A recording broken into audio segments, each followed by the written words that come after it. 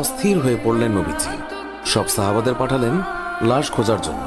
হঠাৎ বোরখা পরা এক মহিলা এসে দাঁড়ালেন নবীজির কাছে। নবীজি তাকে চিনলেন না। মহিলা বললেন, শুনুন ইয়া রাসূল আল্লাহ, কাল আপনি একটা বিয়ে পড়িয়েছিলেন মনে আছে?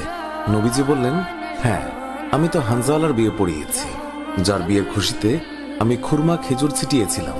মহিলা বললেন, ইয়া রাসূল আল্লাহ, আমার হাতটা দেখেন, হাতের মেহেদি এখনো শুকায়নি। কাল বিকেলে বিয়ে হয়েছিল, আর রাতে উহুদের যুদ্ধের জন্য বের হয়ে যান হানজালা। ওনার ওপর গোসল ফরজ হয়েছিল, কিন্তু উনি গোসল করে বের হতে পারেনি। যাওয়ার আগে শুধু বলে গেছেন, যদি বেঁচে থাকি তাহলে দেখা হবে দুনিয়ায়, আর যদি শহীদ হয়ে যাই তাহলে দেখা হবে জান্নাতে। নবীজি কাঁদছেন। মহিলা বললেন, ইয়া রাসূল আল্লাহ, শহীদের তো আপনি গোসল দেন না, আমার স্বামীকে আপনি একটু গোসল করিয়ে দেবেন। নবীজি সম্মতি প্রকাশ করার পর একজন সাহাবী দৌড়ে এসে বলল, ইয়া রাসূল আল্লাহ, হানজালাকে পাওয়া গেছে।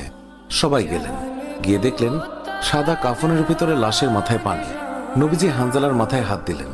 জিবরাইল আলাইহিস সালাম আসলেন নবীর কাছে, এসে বললেন, ইয়া রাসূল আল্লাহ, হানজালার কোরবানিতে আল্লাহ পাক এতটাই খুশি হয়েছে যে আমার বাহিনীকে আদেশ করলেন তাকে নিয়ে আসতে।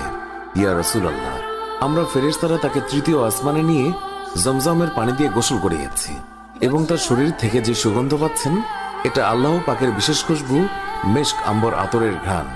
আমরাই ওনাকে কাফনের কাপড়ে আচ্ছাদিত করেছি। আল্লাহ তার প্রিয় মানুষকে কি পরিমাণ ভালোবাসেন, কি পরিমাণ সম্মানিত করেন, তা আমাদের পক্ষে কল্পনা করাও সম্ভব নয়। শহীদগণকে গোসলবিহীন দাফন করা হয়, কারণ কিয়ামতের ওই কঠিন দিন যখন মহান আল্লাহ রাব্বুল আলামিন বিচারের জন্য বসে যাবেন, তখন এই সাহাবায়ে কেরাম আল্লাহর সামনে দাঁড়িয়ে যাবে।